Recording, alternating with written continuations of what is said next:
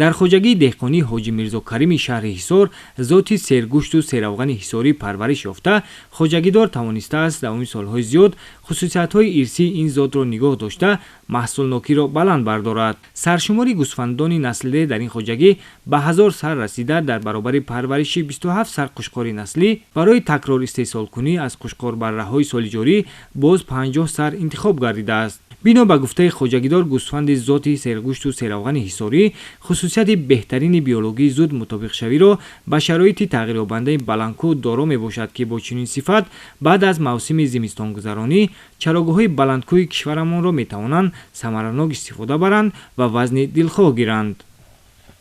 ин гӯсфанди ҳисорӣ як алмос аст. чӣ хеле ки завод хиш мебурорад, гӯсфанди ҳисорӣ ҳамин хел аст. як монанди хиш борем. пеш қафо, думбаш, гарданаш, байни кифташ ҳозир ба ҳаминҷа ду ағбаю як қуш ағбада мебурад. ва он гӯсфанди ағбада гашта наметавонад. инда фақат гӯсфанди ҳисорӣ мегарад. як биродар аз Украина мебиёд, ё шишак ё дусоқ кушта ҳаминҷа бирён карда мегира мерад. бо дастош рӯғанӣ мешуданд, ҳамин сари рӯшда мешакид, ҳамин хел баданош ако чӣ дохил мекунед, меёфт ки ин ҳама ҷош дору аст. зиёда 75 сол умр дорам, то ҳозир агар ин нахӯрам ё сардард мешавам, ё ҳамон рӯз бисёр хаста мегардам. дар ин хоҷагӣ тамоми шароитҳои нигоҳу бин, парвариш ва қоидаҳои зо ветеринарӣ пурра нигоҳ дошта мешавад ва ин касон тавонистанд ки ин зоти гӯсфанди ҳисориро дар минтақаи Ҳисор ҳам нигоҳ доранд ва ҳам парвариш карда хусусиятҳои ирсии генетикии чорворро нигоҳ дошта, маҳсулнокии онро баланд бардошта ва то имрӯз ин хоҷагиро саршумори гӯсфанди зодиёнро ба 1000 сар расондааст. тадқиқотҳои олимони шуъбаи селексия ва технологияи гӯсфандпарварию бузпарварии Институти чорводорӣ ва чарогоҳи Академияи илмҳои кишоварзии Тоҷикистон дар хоҷагии деҳқонӣ ҳоҷӣ Мирзо Карим нишон додааст, ки ҷуссаи бузург, вазни зиндаи баланд, баромади зиёди гӯшту равғани думба, ки аз сифатҳои беҳтарини ин зоти нодир маҳсуб меёбад, дар ин хоҷагӣ нигоҳ дошта шудааст. дар ин баробар дар хоҷагӣ шароити нигоҳбин ва қоидаҳои зооветеринарӣ пурра риоя карда шудааст.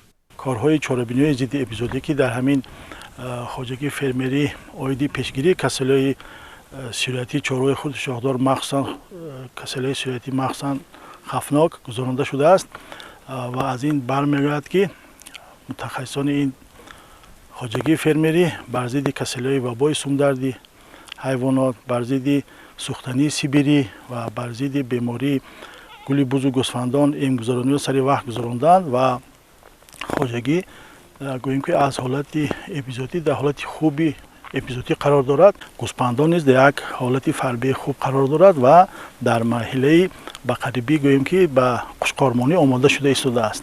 гӯсфандони ҳисорӣ аз ҷиҳати хусусиятҳои бебаҳои оламшумули худ бо сергӯштиву серавғаниашон дар байни гӯсфандони думбадори ҷаҳон ба худ ҳамто надоранд. бо ин назардошт, вазни мешҳои беҳтарини калонсол дар хоҷагии ҳоҷӣ Мирзо Карим 80-85 килограмм, қушқорҳои наслӣ 150-180 килограмм ва вазни бароҳаи навзод бошад ба 6-8 килограмм мерасад. дар якмоҳагӣ вазни моддарбарраҳои хоҷагӣ ба 15 килограмм ва қушқорбарраҳо ба 18 килограмм баробар гардида, дар 4.5-5 моҳагӣ вазни онҳо мутаносибан ба 50-55 килограмм ва дар синни 1.5-солагӣ ба 70-75 ва 95-100 килограмм мерасанд, ки тибқи тадқиқотҳои олимони шуъбаи селексия ва технологияи гӯсфандпарварию бузпарварии Институти чорводорӣ ва чарогоҳи Академияи илмҳои кишоварзии Тоҷикистон ба талаботи стандартии зод пурра ҷавобгӯ аст. олимо қати кори илмӣ мекардем. мо аз 70 боло элита мемондем. 60 боло 1.5 сола моддарбарраҳоя дусоқора вай якум класс медоданд. аз 60 поёнаш сеюм класс мешуд. аз 40 поён вай ҳичи намешуд. инҷа да солуқ ҳастае ки ҳозир ба ҳисоби миёна 80 ба ҳисоби миёна. яке солуқ ҳастае ки инҷа да 130 кило, 140 кило. Шуқори ҳам ҳастае ки 55, 80, 180 вазн дорад. бештар мо такя мекунем ки ҳамин зота тоза кунем. мо ина на чен кардиан, на баландиша, на пастиша, на вазнмаша, ما از روی تجربه کنیم همون ما августаки баратарош мекардیم бантароф که میکردیم همونجا همه چش قطعی هم میشناسیم همین خیلی مول میشه. бино ба тадқиқотҳои олимони шуъбаи селексия ва технологияи гӯсфандпарварию бузпарварии институти чорводорӣ ва чарогоҳи академияи илмҳои кишоварзии тоҷикистон сохти қавии бадан, мушакҳои нағз рушд ёфта, шона ва дасту пойҳои устувори гӯсфандони хоҷагӣ имконият медиҳанд ки онҳо дар ҷариву пастқамиҳо ҷойҳои душворгузари мавзеи кӯҳистон озодона ҳаракат намоянд. این وقتی تولد شدنش از 6 تا 8 کیلوی وزن داره.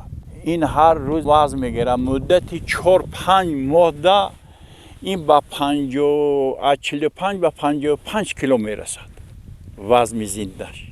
همین برچه‌های 4 ماه 5 ماه. همه هر یک کار میاد دارم اساسا آب همین و جای علف سیر علف زمستان باشد همین خاشاک وقتی نسل گیری ده این گوسفند 500 گرم میخورد 1.5 کیلو بیده میخورد. бароҳои имсолинаи 6 моҳаи гӯсфандони ҳоҷӣ Мирзо Карим ба 55-60 кило расидаанд.